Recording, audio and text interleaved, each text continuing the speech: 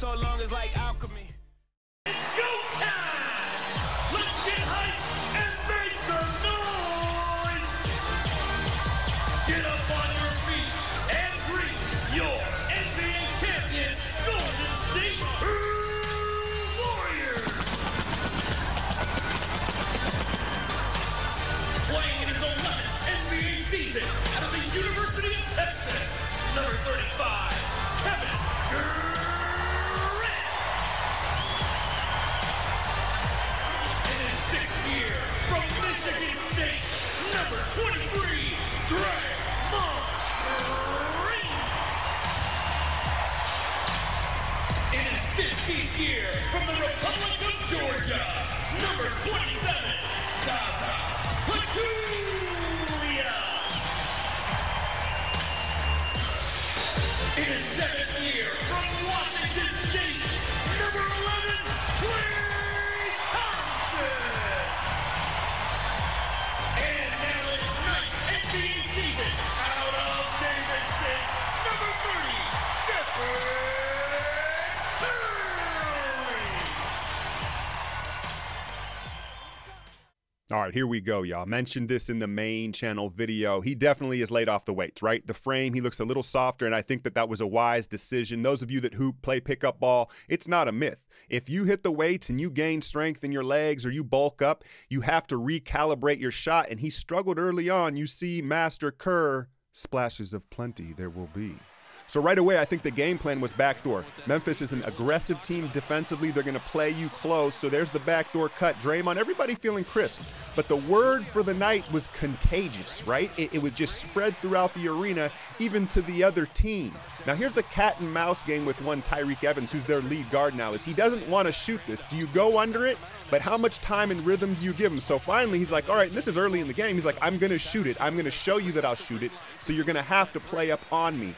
These are the little games within the games that are played out early on, and it's always nice for your first shot to be a layup, and he gets one cutting. But Zaza was low-key the star of this game. Zaza screens early. These two connected. Look at him on his toes, a little pause, and everything just came so easy and so smooth. Now watch Klay go backdoor. That's the game plan. No, Klay wants the three. So I put that turnover on Klay, really. But Klay was reading the defender, but you kind of got to stick with the game plan early on. That's what they've discussed. Klay's like, I'll make up for it. And one of the underrated characteristics of this team is the chemistry, because the reality of the matter is there's teams around the league where if their star player is coming back, the co-stars are low-key not that happy. It's about numbers, it's about egos, and this team has checked the egos at the door. None more happy than this guy, Za, to reap the benefits, the gravity of Steph being back, such a reluctant scorer. But let's credit Memphis a little bit. Marc Gasol had 15 points in the first quarter, and they were just playing free and letting it fly. And, you know, the defense, while the offense was amazing, the defense was not exactly dialed in early on. How many threes did he need to hit before they ran him off the line? It's not like he's fleet of foot. KD chipped in, but was clearly ready and willing to take a backseat to Steph on his return. Because Marc Gasol is the Grizzlies' featured player, it allowed Zaza to play heavier minutes, right? Neither of them ever going to win a foot race with anybody, but Zaza took full advantage setting screens and scoring a ton. Here we go, and this is something I noticed about Steph, two-footed plant. He did this twice in the game. Now, I don't know if he doesn't want to plant off the ankle or if it's just a coincidence. I'm not sure yet. Tyreke Evans doesn't want that. Marc Gasol does. And like I said, at what point do you run him off that line? They were kind of content letting him fire early on. Steph's like, oh, the adjustment, Za, and started to gain confidence. 17, 8, and 6. I'm getting ready to start the Zaza All-Star campaign right now. I don't know if you're with me or not. And here we talked about Tyreke going under. You can't let him gain a rhythm, right? It's like he doesn't want to take it, but he understands he has to. You see him kind of rock into rhythm and pop the jumper, and he was effective all night. Somebody's going to pick this dude up if Memphis is willing to move him. This kid Simmons, undrafted out of Arizona, had himself a night.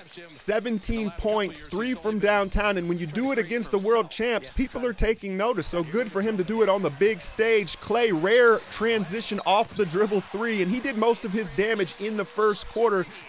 Reunited and it feels so good. All right, I'm going to spare y'all. I'm not a singer, but I think Klay was the most noticeable of the other players, like, that was excited, right? He just seemed extra excited for his counterpart, his backcourt mate to be back. The Splash Brothers back, full effect. Now watch, I hate to pick on JaVale. He got in the game in the first quarter. That's why I'm showing this, but look at the timing on this.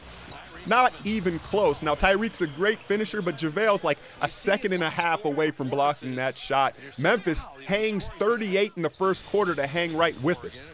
And I talked about the contagiousness, right? Memphis felt it too. Now, look at this turnover right here. Right? No one was looking, and it's just sloppy. And it got me to thinking that part of this is the culture that Kerr has created. Everybody talks about how relaxed this environment is, and it's a family environment, which is all well and good, but that's going to come along with some lackadaisical and some, some plays like you'd never see that from a Spurs play. Now, there's a bad call. We already know what happens here already, and I talked about this on the main video if you want me to dive deeper into it. Now, a subscriber said that they were courtside and that Draymond wasn't threatening and he really wasn't saying that much, so my bad he did say, I can promise you that, but what he was saying was, I can promise you that if it was somebody else, you wouldn't have given me a T. But I still stand by my point. Draymond, he's just going to have to learn some finesse. These refs are human beings. There's a changing of the guard with the referees, and the young refs are trying to establish themselves in the league. Sean's been more aggressive offensively the last week or so, and that's been nice to see. He had 9 points off the bench.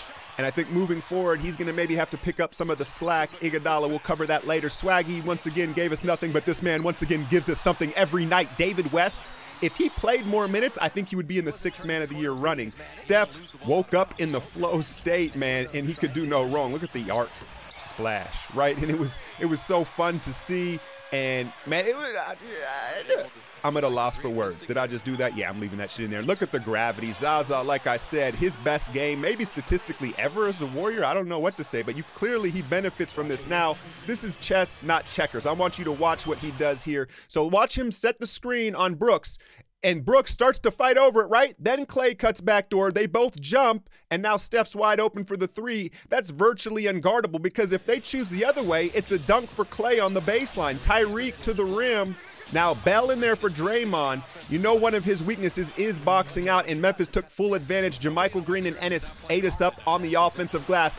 NBA jam block, and this is where Bell struggles a little bit. He's not ready to handle the ball in transition, kind of plays hot potato with it. He needed a couple more dribbles to let Steph get where he wants to get. Usually, KD pulls up right there. He's like, nah, Steph, it's your night. Steph gets shut down. He's like, here. KD's like, no, have it back again, bruh. It's for you. Welcome back.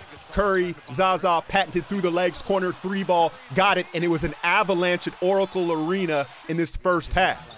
Sometimes I wonder what's going through the opponent's mind. Look at him. He's starting to turn. He hasn't got the full turnaround before it drops yet, but it's coming. But I just wonder what the opponent is thinking. Like, do they think they stand a chance, or in the back of their mind, are they just like, all right, well, let's just play through this and on to the next game? Now, something we haven't really get to see yet is Bell take advantage of the gravity of both Splash Brothers, right? When they were healthy, Bell wasn't playing quite as much yet. With Steph back and he playing more, we're going to see more big dunks from him diving to the rim. That's a great find of Zaza. Now, here he is on one of his 4 blocks on the night. These 2 former teammates meet at the rim. The verticality, I'm sure that's not the first time he's done that to Dylan. Like him as a player. And then look at Klay. Half-stepping on the cut. He really wants the 3. Look, it is what it is. I'm just saying. Klay doesn't really want to cut, right? He wants to step back and catch the corner 3, and that was the 2nd turnover resulting because of that. Mark again. Zaza, get out on him. It's not like he's going to put the ball on the floor and rumble all the way to the rim. I'd rather take my chances with that, but he continued to fire. Steph, a rare pick and pop screen 3 here in the 3rd quarter, and that's something that's going to start to develop as the playoffs come. It's another one. 4 of 4 from downtown, 27 on the night, but Mark really struggling this season, and I just question what his value is. As a max player in a league where there's no more centers, just how much longer will Marc Gasol be effective? He has to shoot that well to really stay on the Peep Steph, he wanted that back on the trailer, but KD finds Bell, and KD's got to improve his decision-making and passing in transition. That's where the majority of his turnovers come. Now watch Bell peep the shot clock. He understands, look, the closeout, not yet, but now he knows he can sell out because the shot clock. So he's got a great sense of timing and IQ on the defensive end when he can sell out. KD just a much more accurate passer in the half court, and then Jordan living up to his first name, I'm assuming named after the great one, kind of Jordan-like with the finish there. 11 points, I believe all of them were dunks and layups. Steph, again, watch, plant off 2 feet. So I just making a note of that. I'm not necessarily saying the ankle's bothering him. Clearly it's not, but he didn't jump off the ankle. There's another one. I'm leaning more towards it's just something that he worked on in his time off, and now he's just utilizing it more. Clay had 5 threes in his own right, 21 points. It's interesting, though, that I wonder what the percentages of Clay's points scored per half. I think 70% are scored in the first half. Steph, it's just ridiculous. Like I said, at this point, what's the opponent even thinking? And then this happens. You get carried away. He's overexcited to be back, and everybody in the arena just kind of paused for a second like, oh, my God. But he got up. He was just fine. But calm down, Steph. Calm down. Here's a 3 from Ennis, who can apparently shoot the 3-ball now. I wasn't aware of it. He was 3 of 3 from downtown. Here we go to close the third quarter. Steph getting his rest, and KD's like, I got this. And this was maybe his quietest 20 points I've seen out of him. And he kind of low-key rested during this game. Now, Omri Caspi, I was surprised to see him back. You see his patented cut and finish under the rim. It was great to see him back. The way he limped off the court the other day, I thought it'd be at least a week. Iguodala sighting in the fourth quarter. Now, take a look at how he leans back to finish this shot right there. Tweaks the back. Kerr immediately pulls Iguodala. Don't expect to see him Wednesday against the Mavericks. Now, the Warriors pretty comfortably ahead. Tyreek with a 4-point play. And like I said, somebody's going to go get this dude. But Steve Kerr decides to put Steph Curry back in the game. I thought that was very interesting. And then he asked Marc Gasol, rollerblades or roller skates? Either way, you're going to have this dance. Turns him around and hits the 3 for his 10th of the game. Now watch Jordan Bell here. He's going to have to chill out with this. In the final minute of the game, look, he wants a dunk here. He's pushing the ball, and he actually gets chin checked.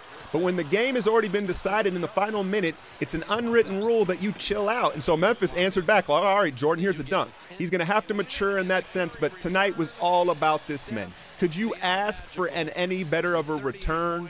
I'll leave you with the chef. It was fantastic to see you back on the court. You missed 11 games. What were you thinking about as you came to the building today? How blessed I am to be able to play basketball for a living and play with these guys. And you sit and watch for 11 games and you're just chomping at the bit to get out there. And it feels good to play. So thankfully, back to almost 100% and hopefully stay on the floor. You responded with a 38-point performance, 10 3-pointers, the most anyone has made in the NBA season. What was it like sliding back into the offense to have this performance? It's pretty seamless. I mean, I've been watching, remember all the plays and all that stuff. So you just come out aggressive, trying to pick up the tempo and pace, and just kind of be aggressive. And I think our flow as a team was amazing from the start, and really set the tone for how the game was supposed to go. We make shots, we score a lot of points. And we obviously do a little bit better defensively, but it's kind of a great show considering the schedule, the back-to-back and all that, just to get a win. A huge performance, but just to be certain, did you feel any sort of fatigue as you got back to game speed, and how's your ankle? I felt a lot better than I thought I would. I haven't missed that much time in a long time, and I've been working hard with the athletic training staff and strength coaches. They've been pushing me the last 4 weeks to keep my body right as best I could, and it showed tonight. So I've been putting a lot of work in, even though I haven't been on the court playing, and thankfully it all paid off. Last game of 2017, how would you assess the season so far? There's been a lot of different storylines, I guess, and the ups and downs, and just trying to find our way and do it consistently every night, and find that inspiration, that motivation. I think we're right where we want to be. Best record in the league. I think we've shown we can win a bunch of different ways.